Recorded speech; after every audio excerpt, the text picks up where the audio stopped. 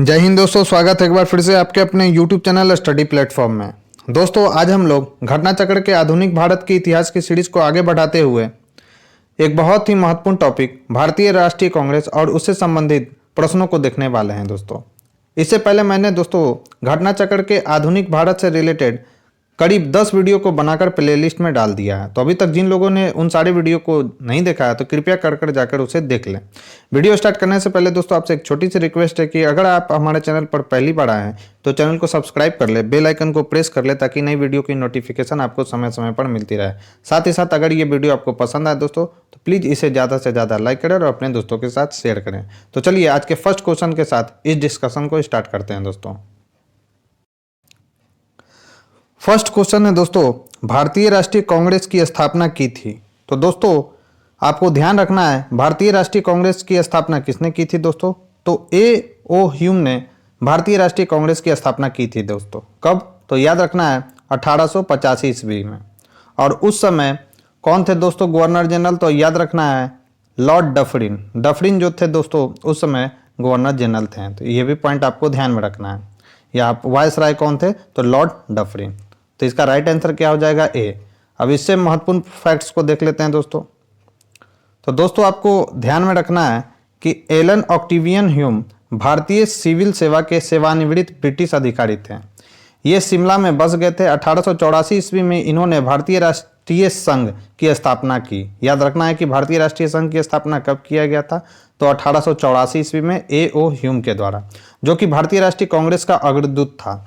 कलकत्ता, बंबई तथा मद्रास का दौरा करने के उपरांत इन्होंने यह घोषणा की कि दिसंबर 1885 ईस्वी में भारतीय राष्ट्रीय संघ का एक सम्मेलन पुणे में आयोजित किया जाएगा, जिसमें तीनों महाप्रांत के सभी भागों के शिक्षित प्रतिनिधि शामिल होंगे। लेकिन पुणे में हैजा फैल जाने के कारण सम्मेलन का स्थल बदलकर तेजपाल संस्कृत विद्यालय बंबई कर दिया गया। भारतीय राष्ट्रीय संघ का पहला अधिवेशन कब हुआ था? तो 28 दिसंबर 1885 ईस्वी को हुआ। इसी सम्मेलन में दादा भाई नौरोजी के सुझाव पर इस संगठन का नाम भारतीय राष्ट्रीय कांग्रेस पड़ा था दोस्तों। तो याद रखना है, काफी ज्यादा महत्वपूर्ण पॉइंट्स है ये सब। नेक्स्ट है दोस्तों, भारतीय राष्ट्रीय कांग्रेस के संस्थापक थे एक। तो कौन थे दोस्तों? तो ब्रिटिश सेवानिवृत्त अधिकारी थे, यानी हम कह सकते हैं कि वह एक असैनिक सेवक थे दोस्तों। तो इसका राइट आंसर क्या हो जाएगा दोस्तों? तो ए। नेक्स्ट क्वेश्चन है दोस्तों, भारतीय राष्ट्रीय कांग्रेस के संस्थापक थे तो कौन थे दोस्तों? तो A.O. ह्यूम। कब की थी इन्होंने स्थापना? तो 1885 ईस्वी में की थी। और उस समय वायसराय कौन थे? तो लॉर्ड डफरिन थे दोस्तों। तो ये पॉइंट भी आपको ध्यान में रखना है। नेक्स्ट है, भारतीय राष्ट्रीय कांग्रेस की स्थापना कब हुई थी? तो कब हुई थी दोस्तों? तो 1885 ईस्वी में भारतीय राष्ट्रीय कांग्रेस की स्थापना हुई थी। तो ध्यान रखना है, भारतीय राष्ट्रीय कांग्रेस की स्थापना 1885 ईस्वी में A.O. ह्यूम द्वारा की गई, जो एक अवकाश प्राप्त अंग्रेज अधिकारी थे। इसका पहला अधिवेशन कब हुआ था दोस्तों? तो 28 दिसंबर 1885 को बंबई स्थित गोकुल दास तेजपाल संस्कृत विद्यालय में आयोजित किया गया था। इसमें कुल कितने प्रतिनिधि शामिल हुए थे? तो 72 प्रतिनिधि इसमें भाग लिए थे दोस्तों। भारतीय राष्ट्रीय कांग्रेस के पहले अधिवेशन की अध्यक्षता किसने की थी? तो W.C. बनर्जी। इनका पूरा नाम क्या है दोस्तों? तो उमेश चंद्र बनर्जी। याद रखना है। तथा इसके प्रथम महासचिव, तो महासचिव के बारे में भी आपको याद रखना है। प्रथम महासचिव कौन थे दोस्तों? तो याद रखना है A.O. ह्यूम। तो दोनों के दोनों महत्वपूर्ण फैक्ट्स है, आपको इनका नाम ध्यान में रखना है दोस्तों। बढ़ते अपने नेक्स्ट क्वेश्चन की ओर। नेक्स्ट क्वेश्चन है दोस्तों, भारतीय राष्ट्रीय कांग्रेस के प्रथम अधिवेशन में कितने प्रतिनिधियों ने भाग लिया? तो याद रखना है 72 प्रतिनिधियों ने भाग लिया था दोस्तों। और इसके अध्यक्ष कौन थे दोस्तों? तो W.C. बनर्जी थे। अभी मैंने डिस्कस किया था W.C. बनर्जी। और महासचिव कौन थे दोस्तों? तो A.O. ह्यूम थे दोस्तों। याद रखना है इसके महासचिव। नेक्स्ट है, भारतीय राष्ट्रीय कांग्रेस का प्रथम अधिवेशन कहाँ हुआ था? तो याद रखना है भारतीय राष्ट्रीय कांग्रेस का प्रथम जो अधिवेशन हुआ था दोस्तों वो कहाँ पे हुआ था? मुंबई में हुआ था 1885 ईस्वी में। अध्यक्षता किसने की थी? तो उमेश चंद्र बनर्जी ने। और महासचिव कौन थे दोस्तों? तो A.O. ह्यूम। नेक्स्ट है दोस्तों, भारतीय राष्ट्रीय कांग्रेस के पहले अध्यक्ष कौन थे? तो याद रखना है W.C. बनर्जी थे दोस्तों, भारतीय राष्ट्रीय कांग्रेस के पहले अध्यक्ष। नेक्स्ट है, इनमें से किसने भारतीय राष्ट्रीय कांग्रेस के प्रथम वार्षिक अधिवेशन की अध्यक्षता की? सेमी क्वेश्चन है दोस्तों। तो W.C. बनर्जी। महासचिव कौन थे दोस्तों? तो A.O. ह्यूम जो थे महासचिव थे। नेक्स्ट है, 1885 में इंडियन नेशनल कांग्रेस का अध्यक्ष था, सेमी क्वेश्चन है, कौन थे दोस्तों? तो WC बनर्जी जो थे दोस्तों भारतीय राष्ट्रीय कांग्रेस के अध्यक्ष थे 1885 ईस्वी में। नेक्स्ट है दादा भाई भारतीय राष्ट्रीय कांग्रेस के पहले अध्यक्ष थे, तो याद रखना है भारतीय राष्ट्रीय कांग्रेस के पहले अध्यक्ष, सेमी क्वेश्चन है, उमेश चंद्र बनर्जी थे। बहुत बार सवाल पूछ चुका है दोस्तों। नेक्स्ट है निम्नलिखित में से कौन भारतीय राष्ट्रीय कांग्रेस का प्रथम अध्यक्ष था? सेमी क्वेश्चन है, WC बनर्जी इसका राइट आंसर होगा दोस्तों। कथन है दोस्तों 1885 ईस्वी में WC बनर्जी द्वारा इंगित भारतीय राष्ट्रीय कांग्रेस के निम्न उद्देश्यों में से कौन सा नहीं था? पहला दिया गया है दोस्तों उद्देश्य देश के हितों की रक्षा करने वाले भारतीयों के बीच संपर्क और मित्रता बढ़ाना, यह इसका उद्देश्य था दोस्तों। देशवासियों के बीच जाति संप्रदाय तथा प्रांतीय पक्षपातों की भावना को दूर करके उनमें राष्ट्रीय एकता की भावना को विकसित करना, यह भी इसका उद्देश्य था। तीसरा है दोस्तों शिक्षित वर्ग की पूर्ण सम्मति से महत्वपूर्ण और आवश्यक सामाजिक विषयों पर विचार प्रकट करना, यह इसका उद्देश्य नहीं था दोस्तों। चौथा भी देख लेते हैं, यह निर्धारित करना कि आगामी वर्षों में भारतीय लोकहित के लिए किस दिशा में और किस आधार पर कार्य करे, यह भी इसका लक्ष्य था यानी उद्देश्य था दोस्तों। तो इसका राइट आंसर आपसे गलत पूछा जा रहा था, तो इसमें जो सी है दोस्तों वो इनकरेक्ट है। अब इंपॉर्टेंट फैक्ट देखते हैं दोस्तों। तो 1885 ईस्वी में उमेश चंद्र बनर्जी द्वारा इंगित भारतीय राष्ट्रीय कांग्रेस के प्रथम अधिवेशन में निम्नलिखित उद्देश्य बताए गए थे। देश के हितों की रक्षा करने वाले भारतीयों के बीच संपर्क और मित्रता बढ़ाना, देशवासियों के बीच जाति संप्रदाय तथा प्रांतीय पक्षपातों की भावना को दूर करके उनमें राष्ट्रीय एकता की भावना को विकसित करना। तीसरा था दोस्तों भारत के सभी वर्गों एवं समुदायों को एकत्रित करके उनमें एक राष्ट्र की भावना उत्पन्न करना। चौथा था जनता की मांगों का सूत्रीकरण और उसका प्रस्तुतिकरण करना। ज्ञातव्य है कि सामाजिक मुद्दे को प्रारंभ में कांग्रेस के मंच से नहीं उठाए जाने का प्रावधान या व्यवस्था थी दोस्तों। बढ़ते अपने नेक्स्ट क्वेश्चन की ओर। हमारा नेक्स्ट क्वेश्चन है दोस्तों भारतीय राष्ट्रीय कांग्रेस का 1885 में जो अधिवेशन हुआ था दोस्तों उसके महासचिव कौन थे? तो दोस्तों आपको ध्यान में रखना इसके महासचिव कौन थे दोस्तों? तो इसके महासचिव थे A.O. ह्यूम। तो इसका राइट आंसर क्या हो जाएगा? तो ए होगा। नेक्स्ट है भारतीय राष्ट्रीय कांग्रेस की स्थापना के समय भारत का वायसराय कौन था? तो मैंने बताया था दोस्तों भारत के उस समय वायसराय कौन थे? तो लॉर्ड जो डफरिन थे दोस्तों वो भारत के वायसराय थे। अब इंपॉर्टेंट फैक्ट देखते हैं दोस्तों। तो भारतीय राष्ट्रीय कांग्रेस की स्थापना के समय भारत का वायसराय लॉर्ड डफरिन था। उसने कांग्रेस को यह कहकर मजाक उड़ाया था कि यह सूक्ष्मदर्शी अल्पसंख्यकों की संस्था है। यह स्टेटमेंट याद रखना है दोस्तों किनके द्वारा कहा गया था? तो लॉर्ड डफरिन के द्वारा यह स्टेटमेंट कहा गया था दोस्तों। ध्यातव्य है कि लॉर्ड डफरिन के कार्यकाल में भारतीय राष्ट्रीय कांग्रेस की स्थापना को एक महत्वपूर्ण घटना माना जाता है। बढ़ते अपने नेक्स्ट क्वेश्चन की ओर। नेक्स्ट क्वेश्चन है दोस्तों निम्न गवर्नर जनरलों में से किसने कांग्रेस को अत्यधिक अल्पसंख्यक लोगों का प्रतिनिधित्व करने वाली कहकर उपहास किया था यानी मजाक उड़ाया था दोस्तों? तो उनका नाम क्या था? तो लॉर्ड डफरिन था दोस्तों। तो इसका राइट आंसर क्या होगा? ए। नेक्स्ट है 1885 में भारतीय राष्ट्रीय कांग्रेस की स्थापना के समय गवर्नर जनरल कौन थे? तो लॉर्ड डफरिन थे दोस्तों, याद रखना है। इसका राइट आंसर क्या होगा? सी। नेक्स्ट है लॉर्ड डफरिन के वायसराय काल की एक महत्वपूर्ण घटना थी। तो कांग्रेस की स्थापना जो हुई थी दोस्तों इन्हीं के कार्यकाल में हुई थी। तो इसका राइट आंसर क्या हो जाएगा? तो याद रखना है इसका राइट आंसर हो जाएगा दोस्तों सी, यानी भारतीय राष्ट्रीय कांग्रेस की स्थापना। बढ़ते अपने नेक्स्ट क्वेश्चन की ओर। नेक्स्ट क्वेश्चन है दोस्तों हमारा किसने कांग्रेस को सूक्ष्मदर्शी अल्पसंख्यक जनता का प्रतिनिधि बताते हुए उसका मजाक उड़ाया था? तो लॉर्ड डफरिन ने ऐसा कहा था दोस्तों। नेक्स्ट है निम्नलिखित में से कौन भारतीय राष्ट्रीय कांग्रेस के स्थापना के अधिवेशन में उपस्थित नहीं थे? तो याद रखना है दोस्तों सुरेंद्र नाथ जो बनर्जी थे वो भारतीय राष्ट्रीय कांग्रेस के स्थापना के में जो अधिवेशन हुआ था दोस्तों उसमें वो शामिल नहीं थे दोस्तों। जबकि दादा भाई नौरोजी, जी सुब्रमण्यम अय्यर और जस्टिस रनाडे ये सभी जो थे दोस्तों भारतीय राष्ट्रीय कांग्रेस की स्थापना के समय शामिल थे।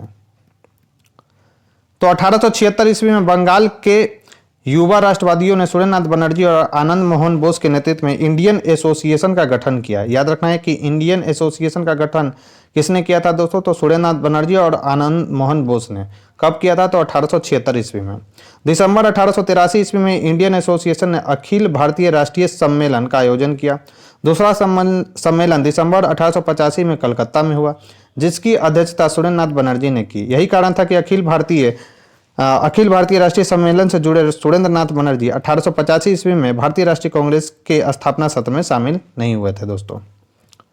नेक्स्ट क्वेश्चन है दोस्तों, भारतीय राष्ट्रीय कांग्रेस के दूसरे अधिवेशन की अध्यक्षता किसने की थी दोस्तों? तो याद रखना है, दूसरे अधिवेशन की अध्यक्षता किसने की थी दोस्तों? तो दादा भाई नौरोजी ने की थी। कब हुआ था? तो याद रखना है 1886 ईस्वी में हुआ था। कहां पर?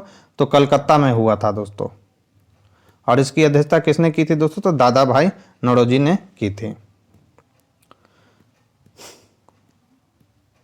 नेक्स्ट है दोस्तों, भारतीय राष्ट्रीय कांग्रेस के द्वितीय सम्मेलन में कितने प्रतिनिधियों ने मुस्लिम प्रतिनिधियों ने भाग लिया था? तो इंपॉर्टेंट सवाल है दोस्तों कि द्वितीय जो सम्मेलन हुआ था कांग्रेस का, उसमें कितने मुस्लिम प्रतिनिधियों ने भाग लिया था? तो इसका राइट आंसर है बी, यानी 33 मुस्लिम प्रतिनिधियों ने इसमें भाग लिया था दोस्तों।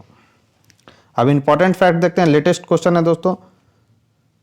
तो याद रखना है, कांग्रेस का द्वितीय सम्मेलन 27 से 30 दिसंबर 1886 को दादा भाई नौरोजी की अध्यक्षता में कलकत्ता में संपन्न हुआ था। कांग्रेस के दूसरे अधिवेशन में 436 पंजीकृत प्रतिनिधियों ने भाग लिया था। कांग्रेस के प्रथम अध्यक्ष में जहां मुस्लिम प्रतिनिधियों की संख्या कितनी थी? 2 थी, वहीं दूसरे सम्मेलन में 33 था। तीसरे सम्मेलन में कितना था दोस्तों?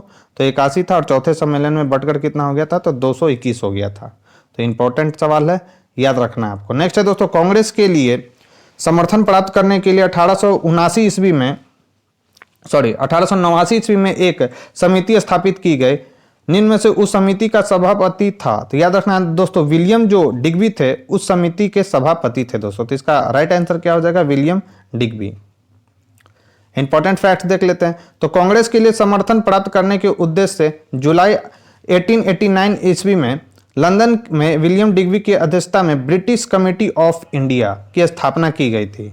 यह इंडियन नेशनल कांग्रेस की एक समिति थी। इस समिति ने भारतीय मामलों से अंग्रेजों को अवगत कराने के उद्देश्य से इंडिया नामक साप्ताहिक पत्र निकाला था। तो ये इंपॉर्टेंट क्वेश्चन है, साथ ही साथ इससे रिलेटेड जो इंपॉर्टेंट फैक्ट्स है दोस्तों, इसे भी आपको ध्यान में रखना है। बढ़ते अपने नेक्स्ट क्वेश्चन की ओर। नेक्स्ट क्वेश्चन है दोस्तों हमारा, भारतीय राष्ट्रीय कांग्रेस के प्रथम मुस्लिम अध्यक्ष कौन थे? तो याद रखना है दोस्तों, भारतीय राष्ट्रीय कांग्रेस के प्रथम मुस्लिम अध्यक्ष कौन थे? तो बदरुद्दीन तैयबजी थे दोस्तों प्रथम मुस्लिम अध्यक्ष। और इन्होंने कांग्रेस का जो तीसरा अधिवेशन हुआ था दोस्तों 1887 ईस्वी में, उसकी अध्यक्षता इन्होंने की थी, बदरुद्दीन तैयबजी ने की थी दोस्तों। तो याद रखना है, इंपॉर्टेंट सवाल है ये। तो भारतीय राष्ट्रीय कांग्रेस के सर्वप्रथम मुस्लिम अध्यक्ष होने का गौरव बदरुद्दीन तैयबजी को है। यह भारतीय राष्ट्रीय कांग्रेस के 27 से 30 दिसंबर 1887 को मद्रास में संपन्न हुए तीसरे अधिवेशन के अध्यक्ष के पद के लिए चुने गए थे दोस्तों। नेक्स्ट है, भारतीय राष्ट्रीय कांग्रेस का पहला मुस्लिम अध्यक्ष कौन था? तो याद रखना है दोस्तों, बदरुद्दीन तैयबजी थे प्रथम मुस्लिम अध्यक्ष। किस अधिवेशन में भाग लिया था? तो तीसरे अधिवेशन में भाग लिया था, के अध्यक्ष थे दोस्तों। कब हुआ था? तो 1887 ईस्वी में। कहां हुआ था? तो याद रखना है, मद्रास में हुआ था। नेक्स्ट, भारतीय राष्ट्रीय कांग्रेस के द्वितीय मुस्लिम अध्यक्ष कौन थे? तो याद रखना है दोस्तों, भारतीय राष्ट्रीय कांग्रेस के दूसरे मुस्लिम अध्यक्ष कौन थे दोस्तों? तो रहीमतुल्लाह मोहम्मद सयानी जो थे दोस्तों, भारतीय राष्ट्रीय कांग्रेस के दूसरे मुस्लिम अध्यक्ष थे। कब इन्होंने अध्यक्षता की थी दोस्तों? तो 1896 ईस्वी में जो कलकत्ता में अधिवेशन हुआ था दोस्तों, उसकी अध्यक्षता रहीमतुल्लाह सयानी ने की थी दोस्तों। और इसी अधिवेशन में पहली बार वंदे राष्ट्रीय गीत को गाया गया था, यानी वंदे मातरम को गाया गया था दोस्तों। तो ये भी फैक्ट्स आपको याद रखना है। अब इस क्वेश्चन से रिलेटेड इंपॉर्टेंट फैक्ट्स है, वो भी देख लेते हैं। तो याद रखना है दोस्तों, भारतीय राष्ट्रीय कांग्रेस के द्वितीय मुस्लिम अध्यक्ष रहीमतुल्लाह मोहम्मद सयानी थे। ज्ञातव्य है कि भारतीय राष्ट्रीय कांग्रेस का 12वां अधिवेशन, याद रखना है दोस्तों, 28 से 31 दिसंबर 1896 तक कलकत्ता में रहीमतुल्लाह सयानी की अध्यक्षता में आयोजित हुआ था। नेक्स्ट है दोस्तों, निम्नलिखित कथनों पर विचार कीजिए। भारतीय राष्ट्रीय कांग्रेस की प्रथम महिला अध्यक्ष सरोजिनी नायडू थी। गलत है, एनी बेसेंट थी दोस्तों। याद रखना है, एनी जो बेसेंट थी वो भारतीय राष्ट्रीय कांग्रेस की प्रथम महिला अध्यक्ष थी। जब भारतीय लग जाएगा यहाँ पर दोस्तों कि भारतीय राष्ट्रीय कांग्रेस की प्रथम भारतीय महिला अध्यक्ष कौन थी, तो वो आपको ध्यान में रखना है, सरोजिनी नायडू थी। लेकिन यहाँ पर पूछा जा रहा है कि प्रथम महिला अध्यक्ष कौन थी, तो याद रखना है, एनी बेसेंट थी। दूसरा है दोस्तों, भारतीय राष्ट्रीय कांग्रेस के प्रथम मुस्लिम अध्यक्ष जो थे बदरुद्दीन तैयबजी थे। तो यह बिल्कुल सही है। तो इसका राइट आंसर क्या हो जाएगा? तो बी। इंपॉर्टेंट फैक्ट देखते हैं दोस्तों। तो वर्ष 1917 में भारतीय राष्ट्रीय कांग्रेस की पहली महिला अध्यक्ष एनी बेसेंट थी, जबकि वर्ष 1925 में कानपुर में हुए भारतीय राष्ट्रीय कांग्रेस के 40वें वार्षिक अधिवेशन में सरोजिनी नायडू कांग्रेस की प्रथम भारतीय महिला अध्यक्ष बनी। अतः कथन एक असत्य है। भारतीय राष्ट्रीय कांग्रेस के सर्वप्रथम मुस्लिम अध्यक्ष होने का गौरव बदरुद्दीन तैयबजी को है। यह भारतीय राष्ट्रीय कांग्रेस के 27 से 30 दिसंबर 1887 को मद्रास में संपन्न हुए तीसरे अधिवेशन के अध्यक्ष पद के लिए चुने गए थे। नेक्स्ट है दोस्तों, भारतीय राष्ट्रीय कांग्रेस का प्रथम निर्वाचित यूरोपीय अध्यक्ष थे, तो ये थे दोस्तों जॉर्ज यूले। जॉर्ज यूले जो थे दोस्तों, वो भारतीय राष्ट्रीय कांग्रेस के प्रथम निर्वाचित यूरोपीय अध्यक्ष थे और इन्होंने इसकी अध्यक्षता कांग्रेस के किस अधिवेशन में की थी? कौन सा अधिवेशन था दोस्तों जिसकी अध्यक्षता इन्होंने की थी दोस्तों? तो याद रखना, चौथे अधिवेशन की अध्यक्षता इनके द्वारा किया गया था। कब? तो याद रखना है दोस्तों 1888 ईस्वी में।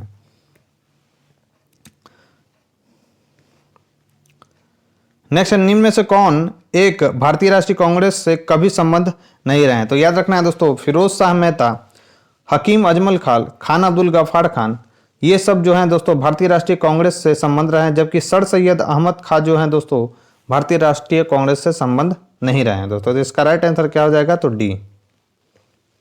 इंपॉर्टेंट फैक्ट देख ले रहे हैं दोस्तों, तो सर सैयद अहमद भारतीय राष्ट्रीय कांग्रेस से कभी संबंध नहीं रहे। 1857 के विद्रोह के समय वह कंपनी की न्यायिक सेवा में थे। वह कंपनी के प्रति पूर्णतः राजभक्त रहे हैं। डब्ल्यू हंटर ने अपनी पुस्तक इंडियन मुसलमान में, याद रखना, सरकार को यह सलाह दी थी कि वह मुसलमानों से समझौता कर उन्हें कुछ रियायतें देकर अपनी ओर मिलाएं। इसी सुझाव प्रकार करते हुए ब्रिटिश सरकार ने भारतीय राष्ट्रीय कांग्रेस के विरुद्ध सर सैयद अहमद खान को तैयार किया। कभी हिंदू मुस्लिम एकता के हिमायती रहे सर सैयद अहमद कांग्रेस के प्रबलतम शत्रु बन गए।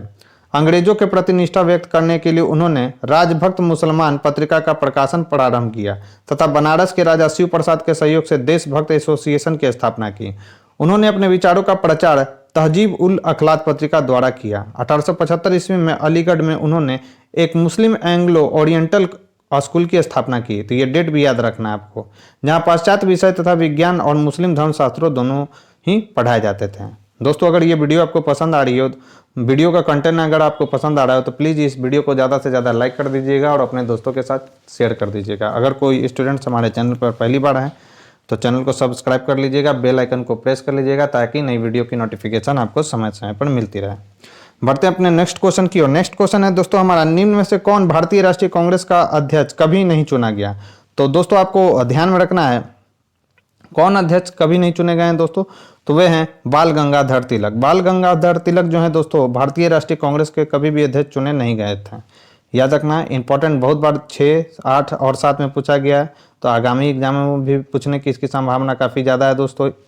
तो याद रखना है दोस्तों, लाला लाजपत राय, जिन्हें लोग प्रायः शेरे पंजाब कहते हैं, वर्ष 1920 में कलकत्ता के अधिवेशन में भारतीय राष्ट्रीय कांग्रेस के अध्यक्ष बने।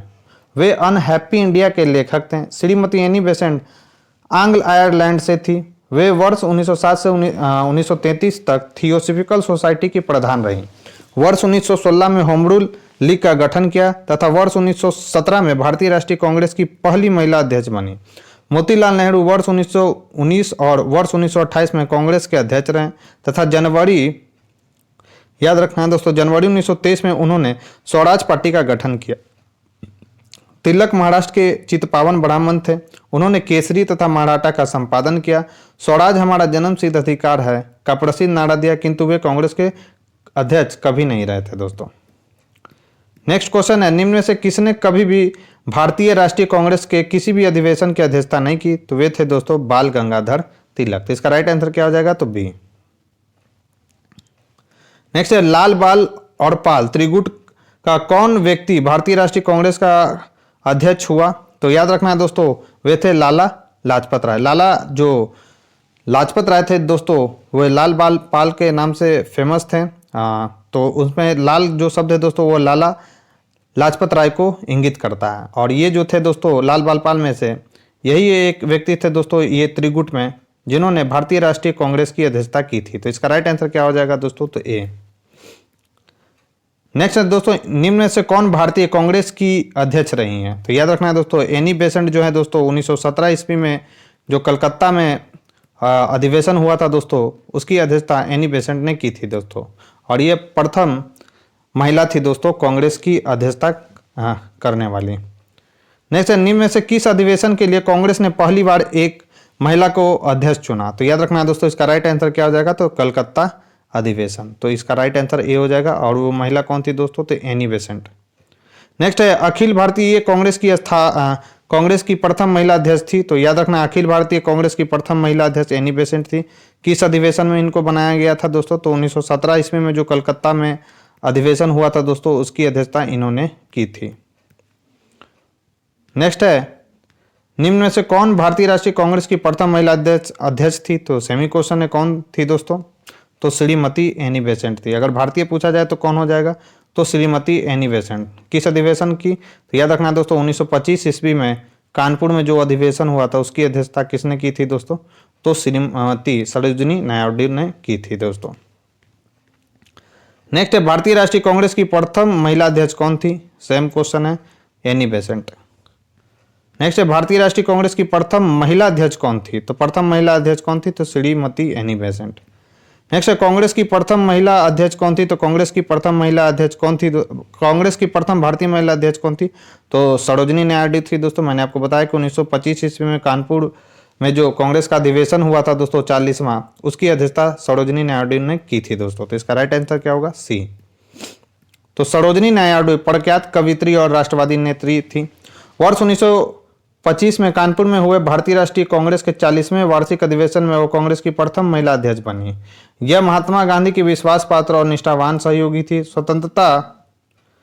स्वतंत्रता संग्राम में भाग लेने पर इन्हें कई बार जेल भी जाना पड़ा। वर्ष 1947 से 1949 तक यह उत्तर प्रदेश की राज्यपाल भी रही। याद रखना है दोस्तों 1947 से 1949 तक यह उत्तर प्रदेश की राज्यपाल भी रह चुके हैं सरोजिनी नायडू।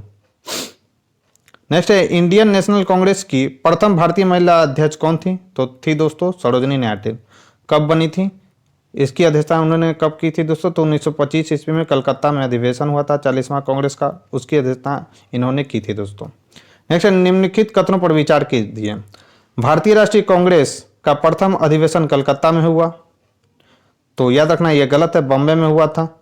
नेक्स्ट है भारतीय राष्ट्रीय कांग्रेस का दूसरा अधिवेशन दादा भाई नौरोजी की अध्यक्षता में हुआ था। तो यह बात बिल्कुल सही है दोस्तों। क्वेश्चन क्या कह रहा है? फिर तीसरा है भारतीय राष्ट्रीय कांग्रेस तथा मुस्लिम लीग दोनों ने लखनऊ में 1916 में अधिवेशन किया तथा लखनऊ समझौता संपन्न हुआ। तो यह बात बिल्कुल सही है, यानी 2 और 3 बिल्कुल सही है दोस्तों। तो इसका राइट आंसर क्या हो जाएगा? तो सी। इंपॉर्टेंट फैक्ट देख लेते हैं दोस्तों इस क्वेश्चन से रिलेटेड। तो दोस्तों आपको ध्यान में रखना है कि भारतीय राष्ट्रीय कांग्रेस का प्रथम अधिवेशन कलकत्ता में नहीं बल्कि बंबई में हुआ था, जिसमें कुल 72 सदस्यों ने हिस्सा लिया। ठीक है, अतः कथन एक असत्य है। दूसरा अधिवेशन 1886 ईस्वी में कलकत्ता में दादा भाई नौरोजी की अध्यक्षता में हुआ था। भारतीय राष्ट्रीय कांग्रेस तथा मुस्लिम लीग दोनों ने वर्ष 1916 में लखनऊ में अधिवेशन किया। तदनुसार कांग्रेस तथा मुस्लिम लीग के बीच लखनऊ समझौता हुआ, जो कांग्रेस लीग योजना तथा लखनऊ पैक्ट के नाम से जाना जाता है। इसी अधिवेशन में उग्रपंथियों को, जिन्हें पिछले 9 वर्षों से कांग्रेस से निष्कासित कर दिया गया था, पुनः कांग्रेस में शामिल किया गया। कांग्रेस के लखनऊ अधिवेशन की अध्यक्षता किसने की थी दोस्तों? तो अंबिका चरण मजूमदार ने की थी दोस्तों। तो ये भी फैक्ट्स आपको ध्यान में रखना है।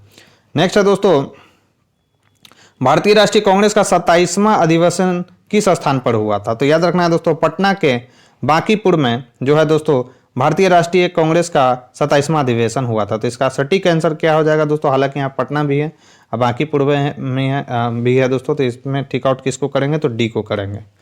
तो भारतीय राष्ट्रीय कांग्रेस का 27वां अधिवेशन दिसंबर 1912 में बांकीपुर बिहार में संपन्न हुआ था। इस अधिवेशन की अध्यक्षता किसने की थी दोस्तों? तो RN मधुलकर ने की थी। इसी अधिवेशन में A.O. ह्यूम को कांग्रेस का पिता कहा गया। याद रखना है ये भी फैक्ट्स कि किस अधिवेशन में A.O. ह्यूम को कांग्रेस का पिता कहा गया था। तो किस अधिवेशन में कहा गया था दोस्तों? तो याद रखना है बांकीपुर जो अधिवेशन 1912 ईस्वी में हुआ था दोस्तों, उसी में कहा गया था। नेक्स्ट है निम्नलिखित में से भारतीय राष्ट्रीय कांग्रेस के किस अधिवेशन में बाल गंगाधर तिलक ने अभिव्यक्त किया था स्वराज मेरा जन्मसिद्ध अधिकार है और मैं उसे लेकर रहूंगा? तो कौन सा अधिवेशन था दोस्तों? तो लखनऊ अधिवेशन में बाल गंगाधर तिलक के द्वारा यह बात कहा गया था दोस्तों। तो इंपॉर्टेंट सवाल है, आपको ध्यान में रखना है। तो दोस्तों भारतीय राष्ट्रीय कांग्रेस के लखनऊ अधिवेशन 1916 में बाल गंगाधर तिलक ने कहा था स्वराज मेरा जन्मसिद्ध अधिकार है और मैं उसे लेकर रहूंगा। इस अधिवेशन में उग्रवादियों की पुनः कांग्रेस में वापसी हुई तथा तिलक एवं एनी बेसेंट के प्रयासों से कांग्रेस तथा मुस्लिम लीग के बीच समझौता हुआ। यह समझौता लखनऊ समझौता या कांग्रेस लीग समझौता के नाम से प्रसिद्ध है। बढ़ते अपने नेक्स्ट क्वेश्चन की ओर। नेक्स्ट क्वेश्चन है हमारा दोस्तों, स्वराज हमारा जन्मसिद्ध अधिकार है। काफी इजी क्वेश्चन है और मैं इसे लेकर ही रहूंगा। किसने कहा था? तो सभी को मालूम होगा दोस्तों, बाल गंगाधर ने कहा था। किस अधिवेशन में कहा था दोस्तों? तो 1916 ईस्वी के लखनऊ अधिवेशन में उन्होंने यह बात कही थी दोस्तों। तो इसका राइट आंसर क्या हो जाएगा? सी। स्वराज हमारा जन्मसिद्ध अधिकार है और मैं इसे लेकर रहूंगा। यह वक्तव्य किससे संबंधित है? तो बाल गंगाधर तिलक से संबंधित है। नेक्स्ट है स्वराज हमारा सेमी क्वेश्चन है दोस्तों। तो इसका राइट आंसर क्या हो जाएगा? बाल गंगाधर तिलक। फिर है सेमी क्वेश्चन, स्वराज हमारा जन्मसिद्ध अधिकार है, कौन थे दोस्तों? तो बाल गंगाधर तिलक। नेक्स्ट है भारतीय राष्ट्रीय कांग्रेस के बारे में निम्नलिखित कथनों पर विचार कीजिए। सरोजिनी नायडू कांग्रेस की अध्यक्ष होने वाली प्रथम महिला थी। यह तो बात बिल्कुल गलत है, एनी बेसेंट थी दोस्तों। नेक्स्ट है सी आर दास ने जब कांग्रेस अध्यक्ष के रूप में कार्य किया वे जेल में थे। देखना पड़ेगा। एलन ऑक्टेवियन ह्यूम प्रथम ब्रिटिश नागरिक थे जो कांग्रेस अध्यक्ष बने थे। यह भी बात बिल्कुल गलत है, 1 और 3 तो गलत है। अल्फ्रेड वेब 1894 में कांग्रेस के अध्यक्ष थे। तो देखना पड़ेगा, 1 और 3 तो गलत है, तो ऑप्शन को एलिमिनेट करते हैं दोस्तों। तो 1 और 3 गलत है, तो 1 और 3 ये नहीं होगा, सी भी नहीं होगा दोस्तों और डी भी नहीं होगा। तो इसका राइट आंसर क्या हो जाएगा? बी। बाकी देखने की जरूरत भी नहीं दोस्तों, इसका राइट आंसर क्या हो जाएगा? बी, यानी केवल 2 और 4 ही सही है। यानी सी आर दास ने जब कांग्रेस अध्यक्ष के रूप में कार्य किया तो वे जेल में थे, यह बात बिल्कुल सही है। और अल्फ्रेड वेब में 1894 में कांग्रेस के अध्यक्ष थे, यह भी बात बिल्कुल सही है। तो इसका राइट आंसर क्या हो जाएगा? बी। भारतीय राष्ट्रीय कांग्रेस की प्रथम महिला अध्यक्ष होने का गौरव एनी बेसेंट को प्राप्त है, जिन्होंने वर्ष 1917 में कलकत्ता अधिवेशन की अध्यक्षता की। ए ओ ह्यूम भारतीय राष्ट्रीय कांग्रेस के संस्थापक थे। ये इसके अध्यक्ष कभी नहीं रहे, याद रखना है, केवल महासचिव बने। सी आर दास ने वर्ष 1922 ईस्वी में गया में अधिवेशन की अध्यक्षता की थी, जबकि वर्ष 1921 के अहमदाबाद अधिवेशन में भी सी आर दास की अध्यक्ष नामित किया गया था, परंतु इस दौरान उनके जेल में होने के कारण इस अधिवेशन की अध्यक्षता हकीम अजमल खान ने की थी दोस्तों। तो याद रखना है। और दास ने जेल में से कांग्रेस के रूप में कार्य किया। अल्फ्रेड वेब मद्रास अधिवेशन जो कि 1894 ईस्वी में हुआ था दोस्तों, भारतीय राष्ट्रीय कांग्रेस के अध्यक्ष बने थे। तो याद रखना है, काफी ज्यादा महत्वपूर्ण सवाल है ये। नेक्स्ट है किसने कहा था कांग्रेस आंदोलन न तो लोगों द्वारा प्रेरित था, न ही यह उनके द्वारा सोचा या योजनाबद्ध किया गया था। तो यह बात कहा गया था दोस्तों लाला लाजपत राय के द्वारा। सबसे पहला बात कि अभी तक क्वेश्चन में ऐसे क्वेश्चन देखने को नहीं मिले, तो आगे वाले जो एग्जाम होने वाले दोस्तों उसमें इस तरह के क्वेश्चन आपको पूछे जाने की जो संभावना है दोस्तों काफ़ी ज़्यादा है। याद रखना है स्टेटमेंट कि कांग्रेस आंदोलन न तो लोगों द्वारा प्रेरित था और न ही यह उनके द्वारा सोचा या योजनाबद्ध किया गया था। यह स्टेटमेंट था दोस्तों लाला लाजपत राय का। नेक्स्ट है किसने कहा था कांग्रेस, देखिए कांग्रेस पतन के लिए लड़खड़ा रही है और मेरी सबसे बड़ी अभिलाषा जब तक मैं भारत में हूं कांग्रेस की शांतिपूर्ण समाप्ति में सहयोग करना है। तो यह कहा था दोस्तों लॉर्ड कर्जन है। तो इसका राइट आंसर क्या हो जाएगा? बी। इंपॉर्टेंट फैक्ट देखते हैं। तो अंग्रेज शासक समझते थे कि नरमपंथियों के नेतृत्व में कांग्रेस काफी कमजोर है, जनता में इसकी पैठ नहीं है, अतः इसे खत्म किया जा सकता है। इस नीति के सबसे बड़े प्रवक्ता थे लॉर्ड कर्जन। वर्ष 1900 में कर्जन ने कहा था, दोस्तों, कांग्रेस अब लड़खड़ा रही है और जल्द ही गिरने वाली है। मेरा सबसे बड़ा मकसद भी यही है कि मेरे भारत प्रवास के दौरान ही इस पार्टी का अंत हो जाए। वर्ष 1903 में इन्होंने मद्रास गवर्नर को लिखा, जब मैं भारत आया हूं मेरी नीति यही रही है कि किसी भी तरह कांग्रेस को नपुंसक बना दूं। वर्ष 1904 में कर्जन ने कांग्रेस अध्यक्ष के नेतृत्व में एक कांग्रेस प्रतिनिधि मंडल से मिलने से क्या कर दिया था दोस्तों? तो इनकार कर दिया था। तो ये फैक्ट्स आपको याद रखना है। नेक्स्ट है अध्यक्षीय संबोधन के समय जिस कांग्रेस अध्यक्ष ने हिंदी भाषा के लिए रोमन लिपि लागू करने की वकालत की थी वे थे। तो वे कौन थे दोस्तों? तो याद रखना है सुभाष चंद्र बोस। इंपॉर्टेंट सवाल है, फिर से एक बार सवाल में पढ़ दे रहा हूं दोस्तों। तो अध्यक्षीय संबोधन के समय जिस कांग्रेस अध्यक्ष ने हिंदी भाषा के लिए रोमन लिपि लागू करने की वकालत की थी वे थे दोस्तों सुभाष चंद्र बोस। तो अपने अध्यक्षीय संबोधन के समय सुभाष चंद्र बोस ने हिंदी भाषा के लिए रोमन लिपि लागू करने की वकालत की थी। सुभाष चंद्र बोस ने कांग्रेस के हरिपुरा, याद रखना है, कब हुआ था अधिवेशन, 1938 की अध्यक्षता की थी दोस्तों। नेक्स्ट है, भारत के स्वतंत्र प्राप्ति के बाद निम्नलिखित में से किसने सुझाव दिया था कि भारतीय राष्ट्रीय कांग्रेस को समाप्त कर देना चाहिए, किया जाए? तो किसने कहा था दोस्तों? तो महात्मा गांधी ने कहा था। तो इसका राइट आंसर क्या हो जाएगा? तो सी। नेक्स्ट है, अमृतसर के भारतीय राष्ट्रीय कांग्रेस अधिवेशन जो कि 1919 ईस्वी में हुआ था दोस्तों, के प्रस्ताव के अनुसार महात्मा गांधी द्वारा कांग्रेस का नया संविधान लिखने हेतु निम्नलिखित में से किन्हें उनके सहयोग हेतु चुना गया? तो याद रखना है दोस्तों, किन्हें उनके सहयोग हेतु चुना गया था? तो इसका राइट आंसर है 2 और 4, यानी एनसी केलकर और CR दास, यानी चित्तरंजन दास को इनके लिए चुना गया था दोस्तों। तो अभी तक ऐसा सवाल नहीं आया है दोस्तों, आगे एग्जाम में पूछ सकता है, तो इसे आप लोग हाईलाइट कर कर ऐसे सवालों को रखें। तो इसका राइट आंसर क्या हो जाएगा? ए। इंपॉर्टेंट फैक्ट देखते हैं दोस्तों। तो याद रखना है, कांग्रेस के संविधान लिखने हेतु महात्मा गांधी BG तिलक यानी बाल गंगाधर तिलक एवं CR दास का सहयोग चाहते थे, किंतु कार्याधिक के कारण इस हेतु नेताध्व उपलब्ध नहीं हो सके। इन शीर्ष नेताओं के स्थापन्य के रूप में इन्हीं नेताओं के कनिष्ठ सहयोगी NC केलकर एवं IB सेन को कांग्रेस संविधान के लेखन में महात्मा गांधी के सहयोग हेतु क्या किया गया दोस्तों? तो चुना गया। नेक्स्ट है, कांग्रेस के एक अधिवेशन में एक गवर्नर जनरल ने भाग लिया था। उक्त गवर्नर जनरल तथा अधिवेशन स्थल निम्न में से कौन सा था? तो याद रखना है दोस्तों, कौन था? तो वह था दोस्तों लॉर्ड विलिंगटन। लॉर्ड विलिंगटन ने जो है दोस्तों 1915 ईस्वी में जो बंबई में अधिवेशन हुआ था, उसी अधिवेशन में गवर्नर जनरल ने भाग लिया था। तो इसका राइट आंसर क्या हो जाएगा? तो बी। तो काफ़ी बढ़िया सवाल है दोस्तों। ऐसे सवाल जो है अब बनने की काफ़ी ज़्यादा संभावना है, ऐसे क्वेश्चन को आप लोग हाईलाइट कर कर रखें। तो लॉर्ड विलिंगटन ने कांग्रेस के बंबई अधिवेशन में भाग लिया था। इस दौरान वह बंबई का गवर्नर था। यह अधिवेशन बंबई में वर्ष 1915 में आयोजित किया गया था। ज्ञातव्य है कि तब विलिंगटन गवर्नर जनरल नहीं था। भारत के गवर्नर जनरल एवं वायसराय के रूप में उसका कार्यकाल कब से स्टार्ट होता है? तो याद रखना है 1931 से 36। नेक्स्ट है, भारतीय राष्ट्रीय कांग्रेस के निम्नलिखित अधिवेशनों में से किसकी अध्यक्षता C विजय राघव चेड़ियार ने की थी? तो यह भी इंपॉर्टेंट है।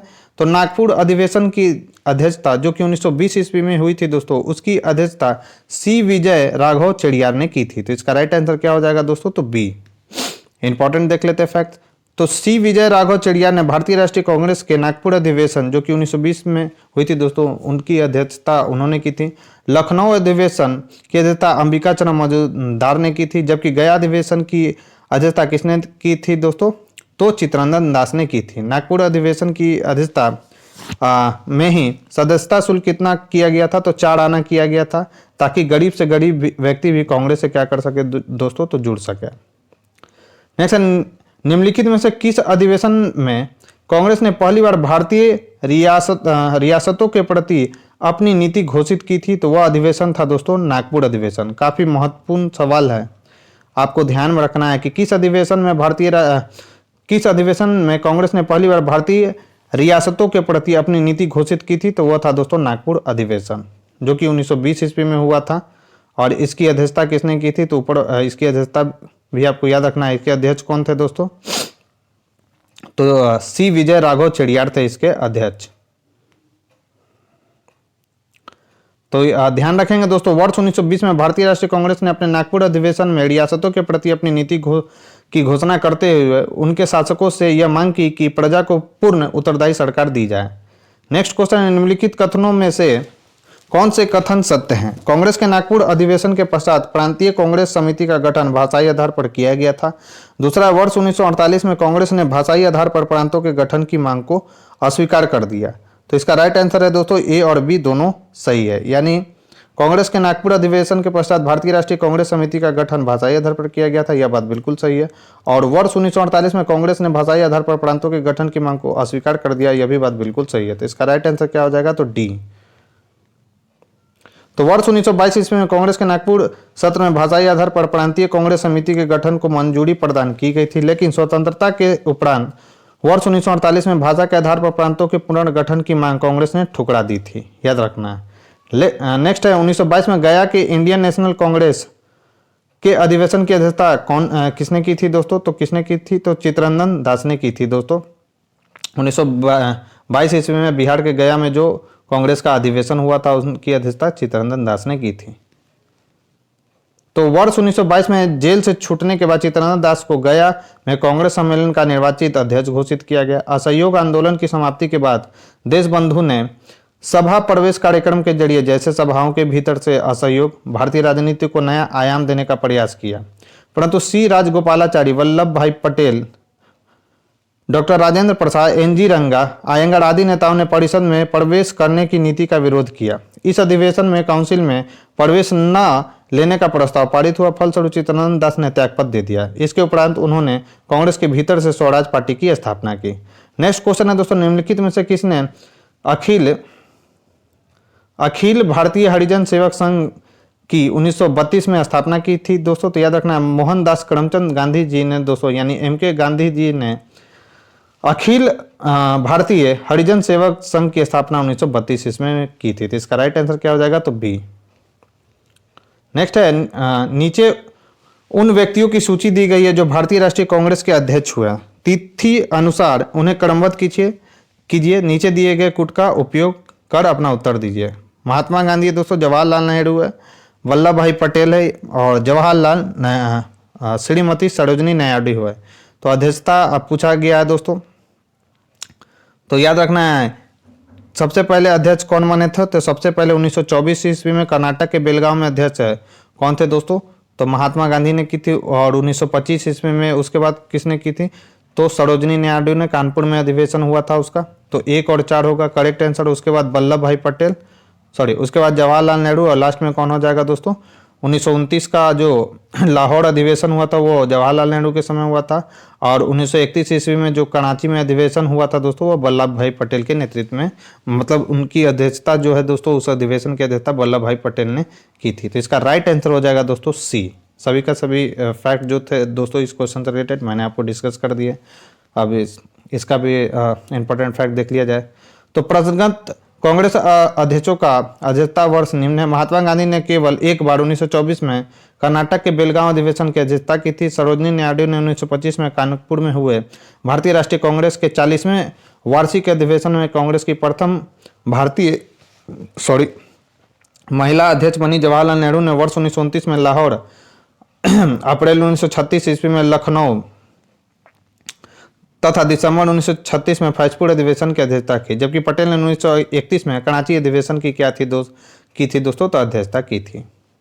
नेक्स्ट है, भारतीय राष्ट्रीय कांग्रेस के 1924 के अधिवेशन में महात्मा गांधी द्वारा मात्र एक बार अध्यक्षता की गई थी। यह अधिवेशन कहां पर हुआ था? तो कर्नाटक के बेलगांव में हुआ था। तो इसका राइट आंसर क्या हो जाएगा? सी।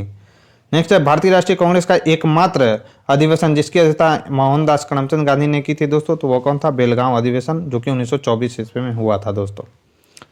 नेक्स्ट क्वेश्चन है दोस्तों, महात्मा गांधी ने भारतीय राष्ट्रीय कांग्रेस के किस अधिवेशन की अध्यक्षता की थी दोस्तों? तो 1924 का बेलगांव अधिवेशन था दोस्तों वो। सेमी क्वेश्चन है। सूची 1 को सूची 2 से मिलान करना है दोस्तों। तो सरोजनी नायडू ने अध्यक्षता कब की थी? तो कानपुर में 1925 ईस्वी में इनके द्वारा अध्यक्षता की गई थी। अबुल कलाम आजाद के द्वारा जो है दोस्तों रामगढ़, जो कि 1940 ईस्वी में अधिवेशन हुआ था कांग्रेस का, उसकी अध्यक्षता की थी दोस्तों अबुल कलाम आजाद ने। फिर है दोस्तों मोतीलाल नेहरू ने अध्यक्षता कब की थी दोस्तों? तो याद रखना है अमृतसर में जो अध्यक्षता हुई थी दोस्तों 1919 ईस्वी में, उसकी अध्यक्षता मोतीलाल नेहरू ने की थी। और डॉक्टर राजेंद्र प्रसाद ने बंबई में 1934 ईस्वी में जो अधिवेशन हुआ था दोस्तों उसकी अध्यक्षता की थी। तो ए का तो 4 हो गया दोस्तों, याद रखेंगे। ए का 4, बी का 3, सी का 1 और डी का क्या हो जाएगा दोस्तों? 2। यानी इस क्वेश्चन का राइट आंसर हो जाएगा 4, 3, 1, 2, जो कि एक ही ऑप्शन में है दोस्तों, और वो ऑप्शन कौन सा है? डी। फिर है सूची 1 को सूची 2 से मिलान करना है। तो कानपुर में कब हुआ था? तो 1925 ईस्वी में, याद रखना है। लखनऊ में कब हुआ था? तो 1916 ईस्वी में। बनारस में कब हुआ था दोस्तों? तो बनारस में याद रखना है, शायद बनारस में 1905 ईस्वी में हुआ था, सही। अब मेरठ में कब हुआ था? तो 1946 ईस्वी में। तो ए का हो गया 3, बी का हो गया 4 और सी का हो गया 1 और डी का हो गया क्या दोस्तों? तो हो गया 2, यानी 3, 4, 1, 2 इसका राइट आंसर होगा। देखते हैं ऑप्शन किस ऑप्शन में है। तो 3, 4, 1, 2 एक ही ऑप्शन में है दोस्तों, और इसका राइट आंसर क्या हो जाएगा? तो सी। नेक्स्ट है, निम्नलिखित में से किस भारतीय राष्ट्रीय कांग्रेस के अधिवेशन में जवाहरलाल नेहरू ने समाजवाद को भारत की समस्याओं को हल करने की कुंजी बताया? तो लखनऊ अधिवेशन में हुआ, कहा जवाहरलाल नेहरू के द्वारा यह बात कही गई थी दोस्तों। कब हुआ था लखनऊ अधिवेशन? तो याद रखना 1936 ईस्वी में। तो वर्ष 1936 के कांग्रेस के लखनऊ अधिवेशन में जवाहरलाल नेहरू ने समाजवाद को भारत की समस्याओं को हल करने की कुंजी बताया। उन्होंने कहा था कि मैं समाजवादी के अलावा ऐसा कोई दूसरा रास्ता नहीं देखता जो भारत के लोगों को गरीबी, बेकारी और गुलामी से मुक्ति दिला सके। नेक्स्ट क्वेश्चन है, वर्ष 1938 में भारतीय राष्ट्रीय कांग्रेस के हरिपुरा अधिवेशन की अध्यक्षता किसने की थी दोस्तों? तो इसकी अध्यक्षता किसने की थी दोस्तों? हरिपुरा अधिवेशन की थी तो सुभाष चंद्र बोस ने इसकी अध्यक्षता की थी दोस्तों। तो कांग्रेस का 91वां अधिवेशन 19 से 21 फरवरी 1938 के दौरान गुजरात के हरिपुरा में संपन्न हुआ था। इस अधिवेशन की अध्यक्षता सुभाष चंद्र बोस ने की थी। इस अधिवेशन में राष्ट्रीय नियोजन समिति का गठन किया गया था तथा पंडित जवाहरलाल नेहरू को इसका अध्यक्ष बनाया गया। राजेंद्र प्रसाद को 1934 में कांग्रेस अध्यक्ष चुना गया। आगे चलकर 1940 से 46 तक अबुल कलाम आजाद कांग्रेस अध्यक्ष रहे, जबकि जेबी कृपलानी को वर्ष 1946 में मेरठ कांग्रेस अधिवेशन में अध्यक्ष निर्वाचित किया गया था दोस्तों। सभी के सभी महत्वपूर्ण फैक्ट्स हैं जिसे आपको ध्यान में रखना है। नेक्स्ट है दोस्तों, वर्ष 1938 के लिए भारतीय राष्ट्रीय कांग्रेस का अध्यक्ष किसे चुना गया था दोस्तों? तो याद रखना है सुभाष चंद्र बोस को, जो कि हरिपुरा अधिवेशन था दोस्तों।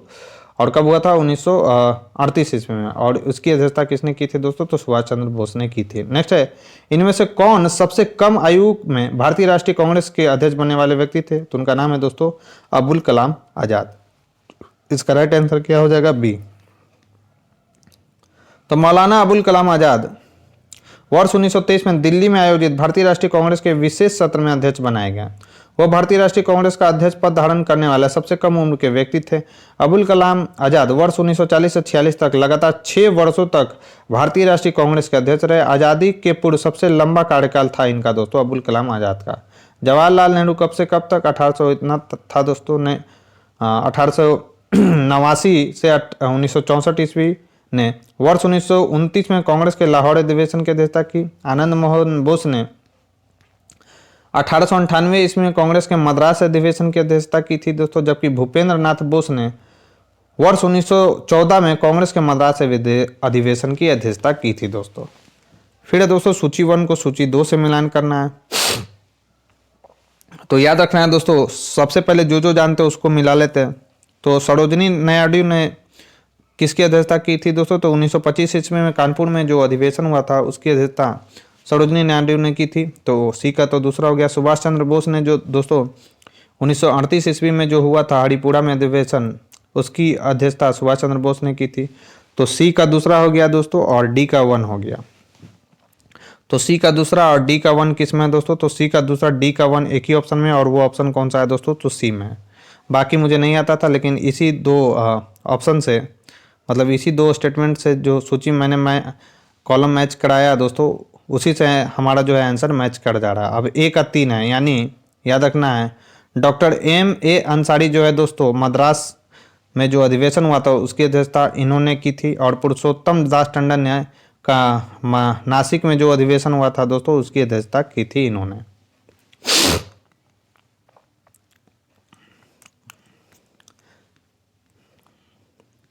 नेक्स्ट है, निम्नलिखित में से कौन लगातार 6 वर्षों तक भारतीय राष्ट्रीय कांग्रेस के अध्यक्ष था?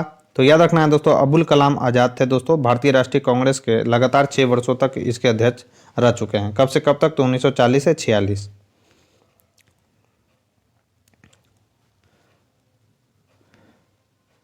नेक्स्ट है, जब भारत स्वतंत्र हुआ उस समय कांग्रेस के अध्यक्ष कौन थे? तो याद रखना दोस्तों, जब भारत स्वतंत्र हुआ था तो उस समय कांग्रेस के अध्यक्ष जेबी कृपलानी थे। इंपॉर्टेंट सवाल है, याद रखना है। तो जब भारत स्वतंत्र हुआ तो उस समय कांग्रेस के अध्यक्ष जेबी कृपलानी थे। उन्हें कांग्रेस के 54वें अधिवेशन, जो कि नवंबर 1946 में मेरठ में हुआ था दोस्तों, का अध्यक्ष चुना गया तथा वे आज़ादी के समय भी अध्यक्ष रहे। कांग्रेस के 95वें अधिवेशन दिसंबर 1948 में जयपुर की अध्यक्षता डॉक्टर किसने की थी दोस्तों? तो डॉक्टर पटाभी सीतारामैया ने की थी। महात्मा गांधी ने बेलगांव में अधिवेशन किया था, अध्यक्षता की थी जो कि 1924 ईस्वी में हुआ था, पहले भी डिस्कस किया जा चुका है। जवाहरलाल नेहरू ने लाहौर, लखनऊ और फैजपुर में कब दोस्तों? तो लाहौर में 1929 ईस्वी में, लखनऊ में 1936 ईस्वी में, और दिसंबर 1936 में फैजपुर की भी अध्यक्षता जवाहरलाल नेहरू के द्वारा की गई थी। और सरदार पटेल ने कराची अधिवेशन जो कि मार्च 1931 ईस्वी में हुआ था दोस्तों, उसकी अध्यक्षता की थी। नेक्स्ट है, भारत के विभाजन के समय भारतीय राष्ट्रीय कांग्रेस का अध्यक्ष कौन था? तो याद रखना है दोस्तों, जेबी कृपलानी जो थे दोस्तों भारतीय राष्ट्रीय कांग्रेस के अध्यक्ष थे। इसका राइट आंसर क्या हो जाएगा? तो ये। नेक्स्ट क्वेश्चन है दोस्तों, जन गण मन पहली बार किस अवसर पर गाया गया था? तो याद रखना है दोस्तों, जन गण मन पहली बार भारतीय राष्ट्रीय कांग्रेस के जो 1911 ईस्वी में कोलकाता अधिवेशन हुआ था दोस्तों, वहां पर पहली बार गाया गया था। तो इसका राइट आंसर क्या हो जाएगा? तो सी। तो रविन्द्रनाथ टैगोर द्वारा मूल रूप से बांग्ला में रचित संगीत जन गण मन के हिंदी संस्करण को संविधान सभा ने भारत के राष्ट्रगान के रूप में कब स्वीकार अपनाया था दोस्तों? तो 24 जनवरी 1950 को अपनाया था। यह सर्वप्रथम दिसंबर 1911 में भारतीय राष्ट्रीय कांग्रेस के कलकत्ता अधिवेशन में गाया गया था। नेक्स्ट है, भारतीय राष्ट्रीय कांग्रेस का अंतिम अधिवेशन जिसमें बाल गंगाधर तिलक ने भाग लिया था कौन था दोस्तों? तो याद रखना है, अमृतसर अधिवेशन जो कि 1919 ईस्वी में हुआ था, उसमें बाल गंगाधर तिलक ने भाग लिया था दोस्तों। और इसकी अध्यक्षता किसने की थी दोस्तों? तो याद रखना है, मोतीलाल नेहरू ने की थी इसकी अध्यक्षता। याद रखना है, आपको इंपॉर्टेंट है। तो इसका राइट आंसर क्या हो जाएगा? डी। तो बाल गंगाधर तिलक ने अंतिम रूप से भारतीय राष्ट्रीय कांग्रेस के अमृतसर अधिवेशन में जो कि 1919 ईस्वी में हुआ था दोस्तों भाग लिया था। इन्होंने मॉन्टेग्यू चेम्सफोर्ड सुधारों के तहत होने वाले विधायिका के चुनाव के बहिष्कार करने की महात्मा गांधी की नीति का विरोध किया था। तिलक ने उत्तरदायी सहयोग यानी रिस्पॉन्सिव कोऑपरेशन की नीति को अपनाने की सलाह दी थी। 1 अगस्त 1920 को तिलक का देहांत हो गया था दोस्तों। तो याद रखना है, इंपॉर्टेंट है। तो दोस्तों ये थी हमारी आज की डिस्कशन। इस डिस्कशन में बस आज इतना ही। यह डिस्कशन आपको कैसा लगा मुझे कमेंट बॉक्स में लिखकर जरूर बताएं। साथ ही साथ अगर ये वीडियो पसंद आए दोस्तों तो प्लीज़ इसे ज़्यादा से ज़्यादा लाइक करें और अपने दोस्तों के साथ शेयर करें। अगर कोई स्टूडेंट्स हमारे चैनल पर पहली बार आए तो चैनल को सब्सक्राइब कर ले, बेल आइकन को प्रेस कर ले ताकि नई वीडियो की नोटिफिकेशन आपको समय समय पर मिलती रहे। तो आज के लिए बस इतना ही दोस्तों, थैंक यू।